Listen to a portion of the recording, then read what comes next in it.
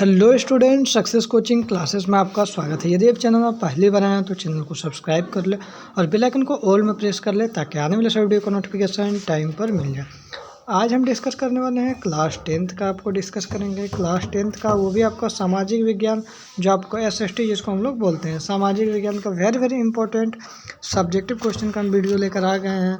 इससे पहले भी हमारा 33 क्लासेस हो चुका है।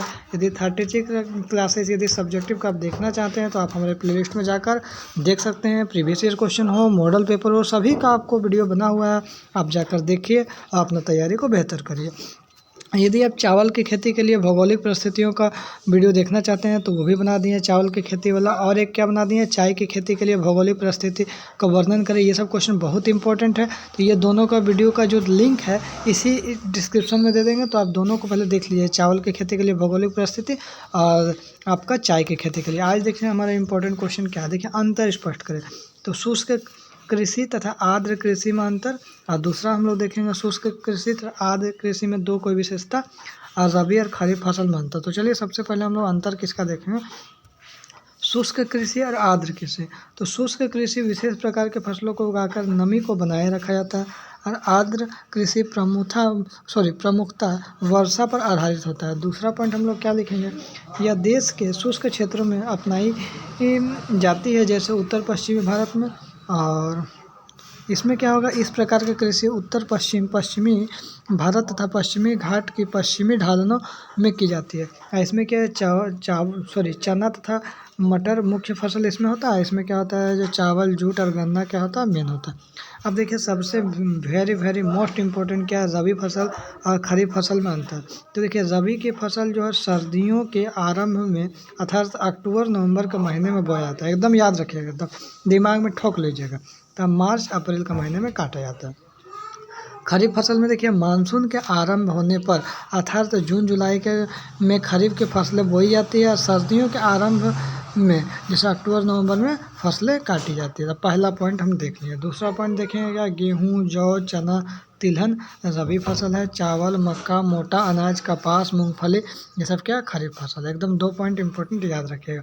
देखिए आज हम लोग क्या डिस्कस करने वाले हैं, जूट के उत्पादन के लिए आवश्यक भौगोलिक दशाओं का वर्णन करें। यदि आप चाहते हैं वीडियो चावल की खेती के लिए और चाय की खेती के लिए आपका आवश्यक भौगोलिक दशाओं का वर्णन, तो आप हमारा वीडियो देख सकते हैं, जो बहुत ही इंपॉर्टेंट आपके लिए होगा एग्जाम के लिए।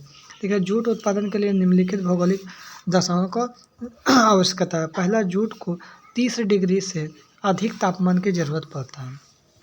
लगभग 150 सेंटीमीटर वर्षा की जरूरत पड़ता है यदि इसको उत्पादन करना चाहते हैं। तो आगे क्या बोल रहा है, उच्च तापमान तथा आर्द्र जलवायु की आवश्यकता होती है। चौथा क्या बोल रहा है, अच्छे जल निकास वाली उपजाऊ जलोढ़ मिट्टी की जरूरत होती है। पांचवा क्या बोल रहा है, देश के पश्चिमी राज्य जूट की उपज के लिए उपयुक्त होता है। आगे देखिए क्या यहाँ पर बोल रहा है, देखिए नेक्स्ट क्वेश्चन क्या बोल रहा है, रबर के उत्पादन के लिए आवश्यक अनुकूल जलवायु दशाओं का वर्णन करिए।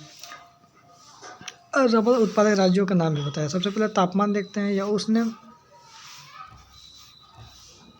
यह उष्ण कटिबंधीय वनों के पेड़ है तथा इन्हें 25 डिग्री से अधिक तापमान की लगातार आवश्यकता पड़ते रहता है, इसलिए इस पेड़ को बहुत ऊंचाई वाले स्थानों पर नहीं उगाया जाता है। दूसरा पॉइंट क्या देखें, इसमें वर्षा, इसमें भारी और पूरा वर्षा समान रूप से होने वाली वर्षा की ज़रूरत पड़ती है। इस पेड़ को 200 सेंटीमीटर से अधिक वर्षा की ज़रूरत होती है। मृदा चाहिए क्या, इस पेड़ के लिए जलोढ़ तथा लेटराइट मृदा की ज़रूरत पड़ती है। उत्पादक क्षेत्र चलिए देख लेते हैं। तो प्राकृतिक रबर के उत्पादन में भारत को विश्व का 5वां स्थान दिया गया है। रबर उत्पादन केरल में सबसे ज़्यादा होता है। रबर उत्पादन के अधीन कुल क्षेत्र में लगभग 91% क्षेत्र केरल के हिस्से में है। तमिलनाडु, कर्नाटक तथा अंडमान निकोबार द्वीप समूह तथा हिमालय की गारो पहाड़ियाँ प्रमुख रबर उत्पादक है। चलिए हम लोग देख लिए। आगे हम लोग क्या देखेंगे, वाणिज्यिक कृषि और जीविका निर्वाह कृषि क्या है। तो चलिए हम लोग देखते हैं वाणिज्यिक कृषि और जीविका निर्वाह कृषि में अंतर। तो सबसे पहले देखेंगे, इसमें व्यापार करने के लिए फसलों को उगाया जाता है। इसमें व्यापार करने के लिए फसलों, क्योंकि नाम ही है वाणिज्यिक कृषि है। इसमें क्या, इसमें किसान तथा अपना परिवार के उपभोग करने के लिए फसल उगाते हैं। नाम ही है जीविका चलाने के लिए भैया फसल उगाएंगे। दूसरा क्या बोल रहा है, यह खेती बड़े बड़े खेतों में की जाती है, लेकिन यह खेती छोटा मोटा खेती में करेंगे, क्योंकि घर के ही तो सिर्फ भरण पोषण करना। इसमें पूंजी गहन मैंने इसमें पूंजी ज़्यादा लगता है, इसमें ज़्यादा मेहनत लगता है। आगे देखिए क्या बोल रहा हूँ, इसमें आधुनिक तकनीक डालेंगे तब ज़्यादा प्रोडक्शन होगा, तो हम बाज़ार में बेचेंगे। उपकरणों का प्रयोग करते हैं, जैसे उत्तर प्रदेश में गन्ने का उत्पादन। लेकिन इसमें क्या पुराना तकनीक जैसे तैसे भी हम लोग काम करके पुराने उपकरणों का प्रयोग होता है, जिससे भारत के कुछ क्षेत्र में गेहूं का उत्पादन होता है।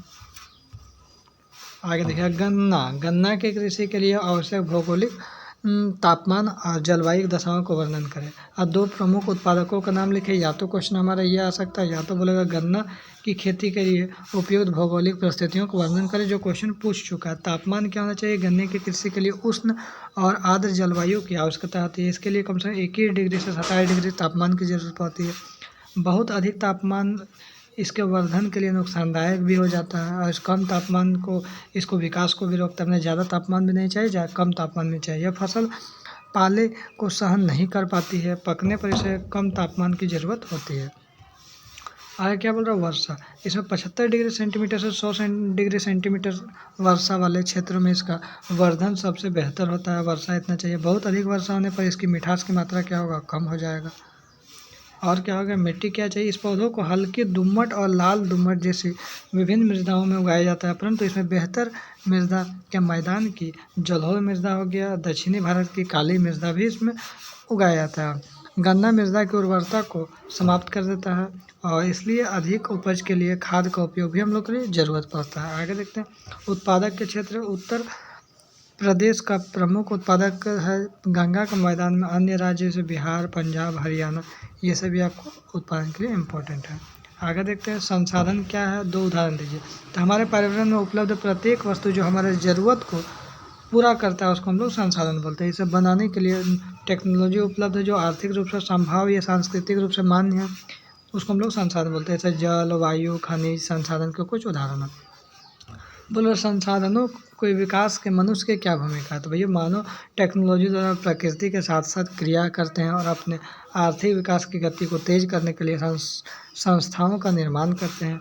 मनुष्य पर्यावरण में पाए जाने वाले पदार्थों को संसाधनों को परिवर्तन करके उन्हें प्रयोग करता है। आगे देखिए क्या बोल रहा है, ये क्वेश्चन VVI क्वेश्चन है। संसाधनों को वर्गीकरण किस प्रकार किया? तो संसाधनों को वर्गीकरण निम्न प्रकार से किया। एक उत्पत्ति के आधार पर पूछता है भैया कभी कोई संसाधन कितने प्रकार का, तो आप क्या बोलेगा? 4 प्रकार के। उत्पत्ति के आधार पर, समाप्यता के आधार पर, स्वामित्व के आधार पर और विकास के आधार पर। तो कभी कभी आपका एग्जाम में क्वेश्चन पूछेगा जो उत्पत्ति के आधार पर बताइए, तो आप क्या बोलेगा? जैव और अजैव संसाधन। हम बोलेंगे समाप्यता के आधार पर बताइए, तो नवीकरण और अनवीकरण संसाधन।